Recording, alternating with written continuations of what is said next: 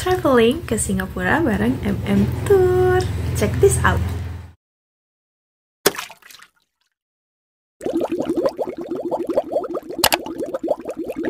Hello, welcome back to my YouTube channel. Oke, nah hari ini aku mau ceritain tentang pengalaman aku ikut kloter 2 di MM Tour ini.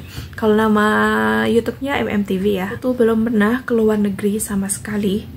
Jadi dulu tuh pernah 5 tahun yang lalu pernah bikin paspor. Nah kemudian itu nggak pergi kemana-mana, udah gitu kepotong sama COVID. Nah sekarang alhamdulillah aku udah memperbaharui pasporku.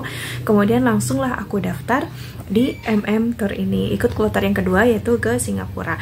Nah belum pernah keluar negeri sama sekali, tuh bingung masuknya terminal berapa, apa bedanya terminal 1, 2, dan 3. Dan kemudian yang Kak Andrew itu bilang nanti kita kumpul di terminal 3. Itu tuh main cari-carian, yang ini ada di sana, yang ini ada di sana, itu main cari-carian. Kemudian kita titik, ya udah Kak, titik temunya aja di mana gitu. Alhamdulillah udah ketemu sama Kak Andrew. Itu sempat ada ketar-ketir ya, kalau bisa jangan-jangan penipuan gitu. Tapi sebenarnya sih kalau aku alhamdulillah nggak ada itu, karena emang nggak tahu ya, yakin aja gitu sama mereka. Sebenarnya kalau dari yang lain pasti ada kekhawatiran kayak gitu.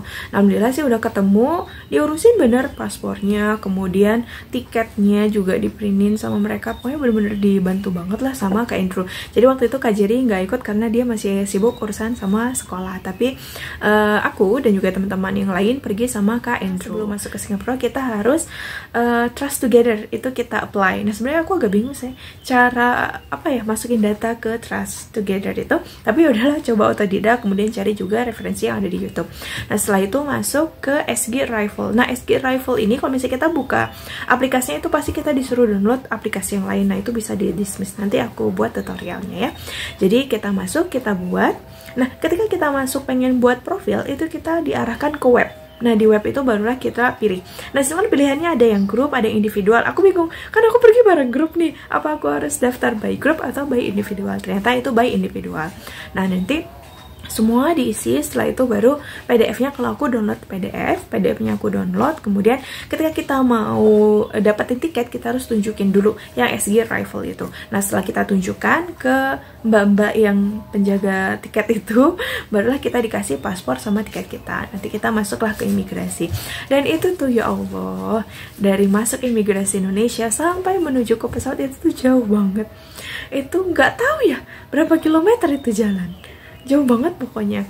Nah setelah itu aku berangkat jam 15:10, tapi itu agak ngaret.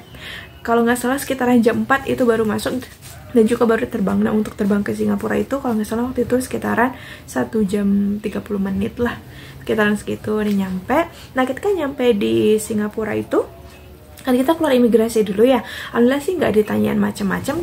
Kalau aku alhamdulillahnya aku cuma paspornya, kan kayak aku bilang waktu itu malam apa ya, good evening, aku bilang good evening ma'am. Habis itu aku kasih paspornya, kemudian dia lihat agak jutek ya mungkin karena udah sore, udah mau malam gitu ya, jadi udah pada mumet, jadi nggak masalah sih. Terus aku cuma dilihat paspornya, terus di scan mukanya aku, kemudian jempol ya, kalau mereka itu jempol itu di scan. Abis itu enggak sih, tapi cuma kalau teman-teman kalian itu dilihat SG Arrival-nya, dilihat ini, dilihat itu. Alhamdulillah sih aku lancar, alhamdulillah banget. Nah ketika itu udah selesai, kita main tunggu-tungguan kan teman yang lain, karena emang kita itu ber-14 orang, itu banyak banget ada masalah. Yang pakai softline itu harus dicopot, nggak boleh pakai softline. Terus yang belum bisa join ke SG Arrival itu harus buat dulu, banyak banget problemnya. Karena tergantung sih, ada yang imigrasi yang kayak aku alhamdulillah lolos gitu aja, maksudnya tanpa ribet-ribet ditanyain apa-apa, tapi yang lain itu ditanyain, ada juga yang ditanyain vaksin tuh. Nah alhamdulillah sih aku enggak. Nah setelah itu di sana itu tuh ada water tap, jadi kita bisa minum air dari keran di Singapura di bagian bandaranya itu. Nah setelah kita keluar dari imigrasi, kita mampir ke Jewel. Jewel itu kayak air yang dari atas gitu, nggak tahu ya namanya apa, pokoknya Jewel aja. Itu tuh bisa berubah-ubah warna. Aku juga ada videonya, tapi aku taruh di TikTok. Nah kemudian setelah dari Jewel kita check in ke hotel itu tengah malam. Nah, check-innya itu di tengah malam. Kemudian pas besok paginya sekitaran jam 9 atau jam 10 kita itu udah keluar dari hotel. Itu diajakin sama Kak Andrew sama Kak Wilson juga. Nah, Kak Wilson itu juga salah satu tim dari Tour ini.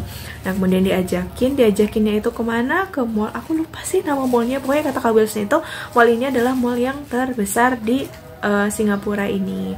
Nah, ketika masuk itu mall dan kita cari makan juga di situ. Nah, untuk transportasinya aku tuh sebenarnya bingung. Dari Changi Airport itu nanti ke hotel kita naik apa? Apa misalnya taksi apa nggak mahal?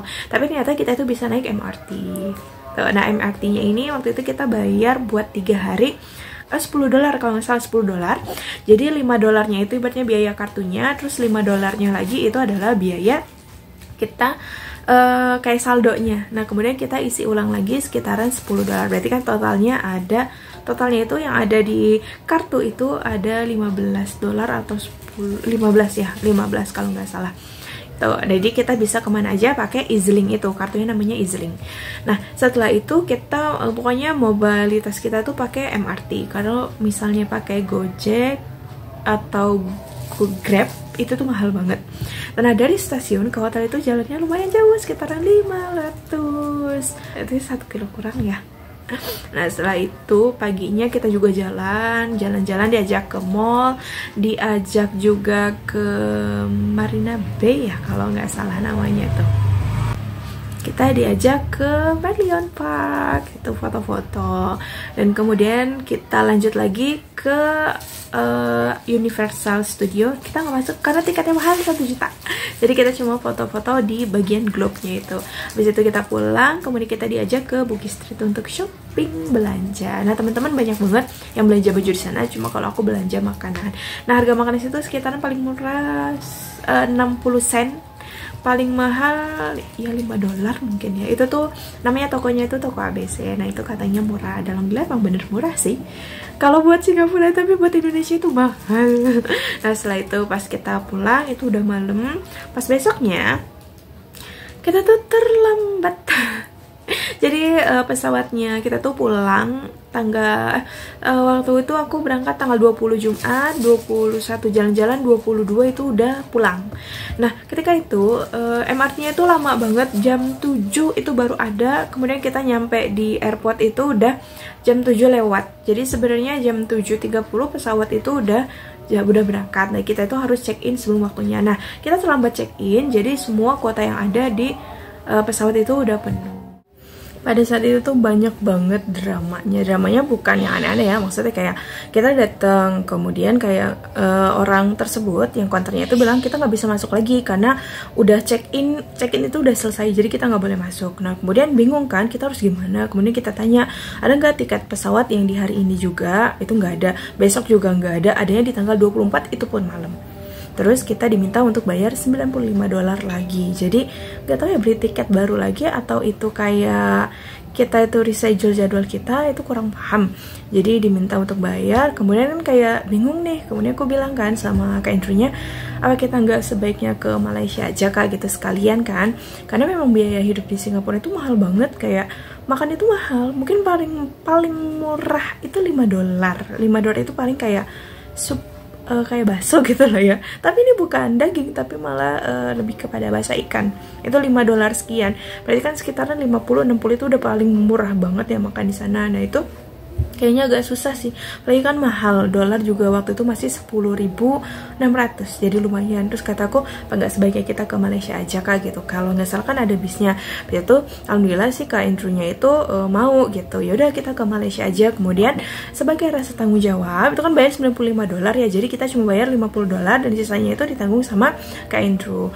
Nah, kemudian untuk ke Malaysia sendiri, itu hotelnya juga ditanggung sama Kak Andrew, jadi kayak sebagai mungkin gak enak juga mereka itu akhirnya digratisin lah. Jadi untuk ke Malaysianya itu aku sama teman-teman itu bayar $11 dari bis yang dari Singapura ke Malaysia. Nah, untuk ke Malaysia itu sebenarnya nggak jauh kok dari Singapura itu, jadi di airportnya itu udah ada.